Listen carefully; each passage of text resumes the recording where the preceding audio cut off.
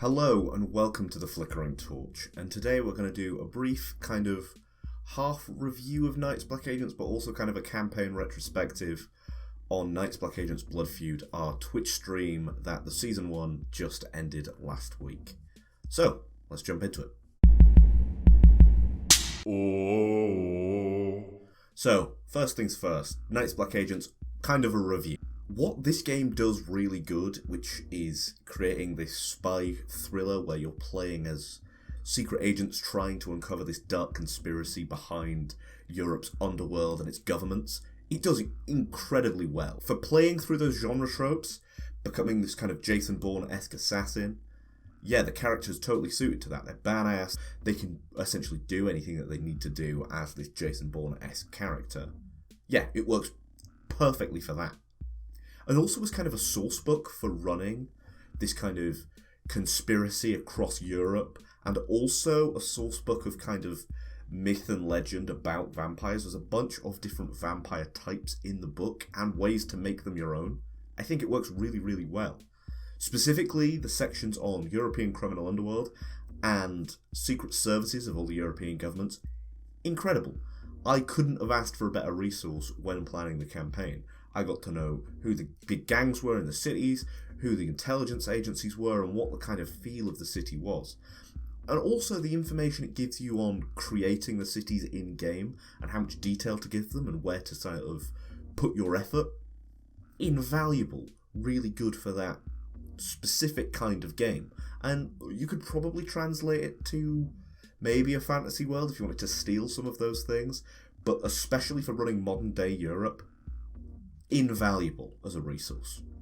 Also, the stuff it has on vampire creation, really, really cool. Essentially, every GM will come up with their own unique spin on the vampire myth and the vampire as a monster. And that really gives every GM sort of a time to shine, make it unique, and make it surprising for the players, which I hope I achieved in the live stream. So the actual system itself, Gumshoe, is kind of the system that sits underneath everything. I think it works really good for investigations, first and foremost. Just having the skill allows you to instantly find these main plot clues, and that was super invaluable to me, because I could just basically throw the information they needed to progress the plot, and anything they wanted to plan on top of that, they could use their other skills for. Now, I kind of run into a problem where I think it's like, you have to be the best of the best, and still you might struggle to find a clue. Like, for instance, the Black Blood scene in, I think it's the penultimate episode, where Leo takes that vial, and he's able to do a medicine check, and this is totally allowed in the game. He's able to do a medicine check, and he should know exactly what this will do to him. Well, I mean, yeah, you probably would know if you had the best medical skill ever, what this does. Like, and that's what is described in the book. The character should have the best medical skill with 1 point, I think it is. They should be a leading field expert. So, okay, I basically have to tell him what Black Blood does. But that kind of ruins, a little bit of the surprise of the vial there. And the system doesn't really allow you to have an investigative skill and then also have a random chance that you might not get the thing. And I kind of didn't like that. I would have preferred if there was some kind of roll on top of that. That would be quite nice. Another thing I really liked about the system, general abilities seemed totally fine. Shooting, driving, all of that stuff really fit the tone. I like the mechanic of you can spend however many points so you can choose when to be badass. Really enjoyed that. It led to obviously some moments where people overcharged things so they would definitely succeed, which kind of takes away from the random element. Maybe an improvement could be, instead of using a D6, use something with a bit more variability. Then you'd have to obviously rebalance all the math to compensate, which sucks, but I just think a little bit more variability can really help the system. A thing that I really didn't like was the combat system. Essentially, no rolling for initiative, it's just whoever has the highest weapon skill, so the GM kind of has to just know that, which I don't really like in games where the GM just kind of has to know something about the characters, because it's another thing for you to track as a GM, and it kind of takes away from the storytelling. Also, this kind of not having much variability in the dice rolls kind of hurt that a lot, again with the weapons and such. And then my main big gripe with it is the health system. Like, once you go to 0 health, so you're not knocked out, you have to do like a check, and you can go into minus health, but you're still technically alive, and you're up on minus health, and it just gives you these certain decrements, and it's... I would like the system to be like more kind of binary with its death system. I get kind of why it puts this kind of negative spin on things, but it seems like there's this kind of mechanical disconnect where in the regular game you can't go underneath a skill point spend, but if it's health you can, but health is also treated like a dice pool, so like it's kind of like in all your other skills you can't go underneath 0 apart from in these skills. But for us, I mean, I didn't really like the combat system. I was able to use it kind of, I think, effectively in the positions we used it in, but again, it's not really a combat game, so I guess it having a not great combat system isn't that bad. The chases, we didn't really get to use them. I think I was kind of trying to use them behind the scenes. I think in a home game would really, really work well. I really like the mechanic. I think more games should include a chase mechanic. This one seems fine. It's got kind of a bookkeeping element, which could be annoying, but I think is mostly fine. Especially if you use the GM printout and some like pawns, would work totally fine. My main big gripe with the system, which only happens if you're playing in person. So, essentially, I've played this game before. I played it with Sean. Sean was GMing this awesome campaign that you could buy, I think when this was on Kickstarter, called the Dracula Dossier. The bookkeeping, if you're doing it on a piece of paper or on the character sheet, is god awful. That character sheet needs a redesign, so it has like little things for you to tick or something, or maybe just play it with like a white, like if you printed that sheet out on a whiteboard with ticks or something, that would really help. I just think because you're point spending things and you have pulls and you've got so many pulls, we kind of need like a better way to track the character. Again, on an app, on a PDF, this was fine, but it's just something to consider. Like when you're bringing it to the table, be aware that the point spending on abilities is a big bookkeeping thing. So, would I recommend this to people is obviously the big question. Yes, I would, if you want to run this very specific story of supernatural creatures are in the background of Europe taking it over. Then it's the perfect source book and the perfect kind of Jason Bourne-esque mechanics for that. However, this isn't like a do-all system. It's not even a do very much kind of system. I think you can only play this one story. And that's not a bad thing, and I kind of want to see more RPGs that are like, buy this if you want to play, I don't know, a musical. I'm going to use that because it was what I used on the Pod of Many Things as my idea for a cool game. But yeah, I want to see more like really niche ideas for games because I think they're really cool. I really enjoyed Night's Black Agents. Campaign retrospective. Night's Black Agents Blood Feud. Did it go well? I thought so. I thought it was really great. I thought all my player characters were great. I thought the reveals, like, no one saw it coming too soon. Essentially, as soon as I played in that original game with Sean, I was kind of thinking in my mind, what would I do with the similar genre? Because it's so unique a genre that you don't really see in role-playing games. So it's kind of like, okay, what can I do with the spy thriller Europe vampires? And I was thinking for a while, like, wouldn't the best twist to this game be you kill the vampire and it turns out he was the only thing saving the world? Like, he can be a monster. In fact, make him a monster. But in the end, he's fighting a bigger monster. Kind of like the Fable 3 ending reveal, right? So, Cthulhu mythos-y kind of stuff. And I was kind of looking and thinking like, well, maybe I'll just read some source books, maybe I'll do something else.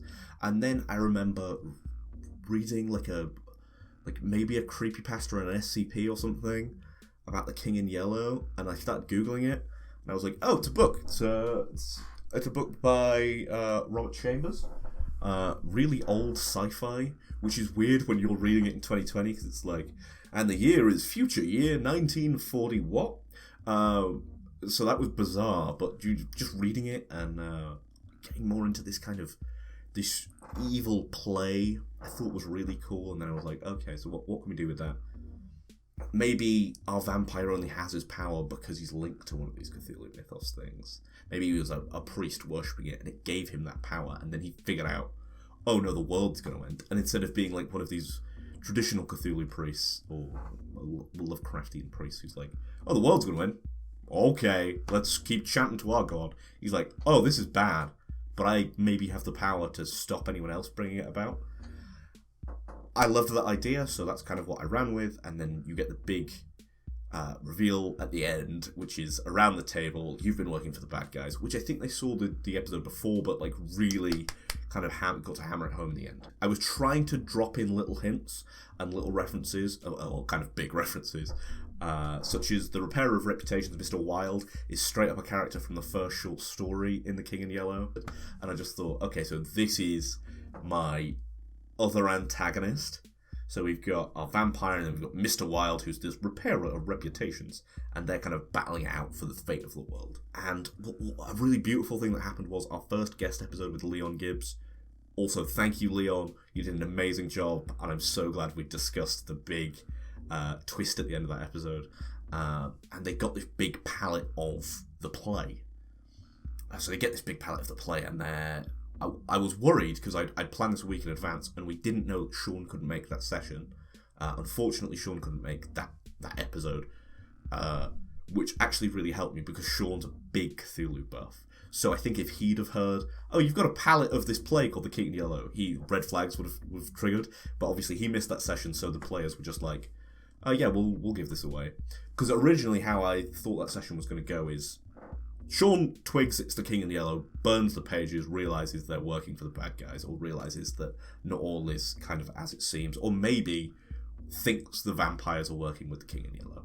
Any of those I'd have planned for sort of the week in advance, then Sean couldn't make it. I was like, I don't think the other guys are that big Cthulhu buffs, so they might not figure this out. And what might happen is, oh, they could give those palettes away. So then the episode rolls around, and obviously they just give away basically a WMD, but they're unaware, and that was a really cool moment for me as a GM because I was like, this changes everything. This is Jason Bourne was handed terrorists a nuke. Like you are gonna see repercussions to this that are super interesting to explore. So that's kind of a big twist point in the campaign.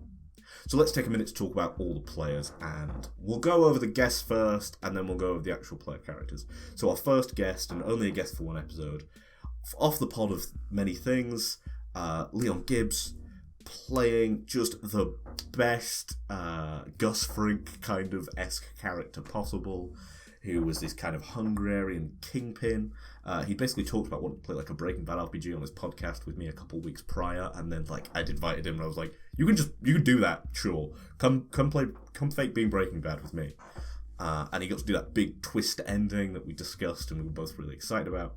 And just his whole demeanour through that episode, the counting the money out in front of the guy, all of it just made that episode bloody excellent. Oh, our second guest, again from the pod of many things, and a really good friend of mine. I've known him for lots of years now, probably like 4 or 5 years maybe.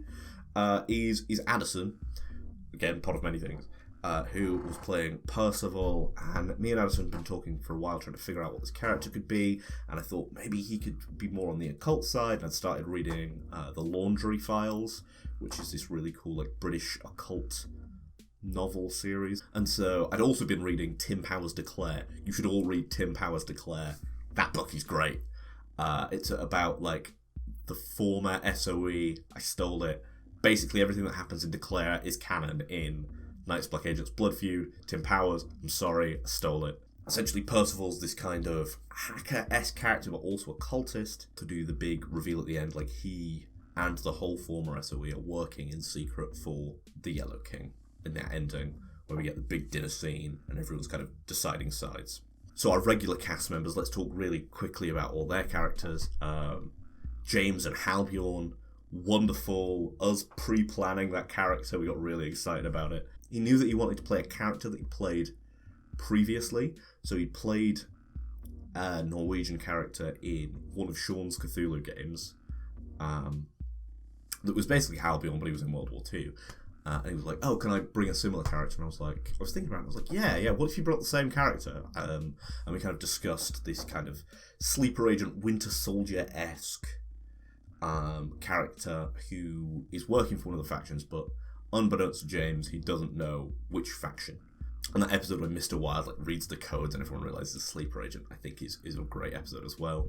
And I just thought how everyone brought this kind of, I want to say comedic element, but almost not comedic, like a chaos comedic kind of sphere of energy, and I really just loved everything James did with that character. And then Sean's character, Mace Hunter, bloody excellent from Sean. As soon as I told him it was a live stream, he really stepped up to the plate. He got dressed up, he had the dog collar and all the character voices and all the props. Episode from episode, he was bringing new props and new costumes. I take my hat off to him. He put a lot of effort in, and the character was great.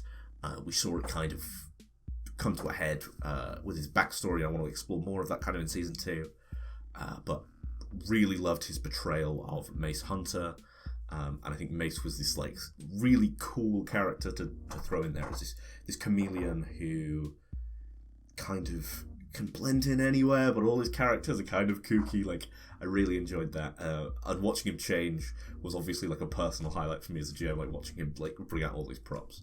Finally, and I think this was this character was really the emotional heart of the show. It's Jordan's Leo McEnroe, who I think really brought this kind of extra dimension. Jordan has been playing RPGs for not that long now, and I only met him at the start of the coronavirus lockdown. So that was at the start of this year, not even that, 4 months into the year maybe. And we started playing Forbidden Lands, and we kind of came into it with these characters, and I kind of side messaged him oh, what would be cool is our characters might know each other, or something like that. But I'd mentioned wanting to play this game called Night's Black Agents, and it was vampires and secret agents and all this crazy stuff. And he was just fully on board. He was like, yeah, that sounds cool. And I was like, oh, I'm thinking about live streaming it. Would you be cool with that? And he was like, yeah, that's really cool. He came with a character with a lot of emotional depth, a lot of NPCs, a lot of this backstory ready. And he also read the whole flipping book. No player ever reads the whole flipping book, but Jordan, dagnabbit, he read the whole flipping book, and he was invaluable throughout the whole thing. I think I say it on stream, but it's he's a rules lawyer, but he's my rules lawyer. He ain't the player's rules lawyer, he's representing me. Bloody great portrayal of that character. The whole Gabriella scene in episode 5.5, he was the emotional weight of the show, and I think his final act of deciding that his convictions were worth more than the world, brilliant. Absolutely brilliant. I take my hat off to you too, Jordan. So, in retrospect, I am incredibly excited to play in Blades in the Dark Red Herrings, that will also be appearing on the Flickering Torch. Really big thank you to all our guests and also our regular players. You really made the last technically 11 games, because 5.5 happened, incredible for me, and I'm so glad that we all got to play this game together, and I hope you all had a great time as well. So that's all from me on the Flickering Torch. I hope you have a great day, and happy gaming.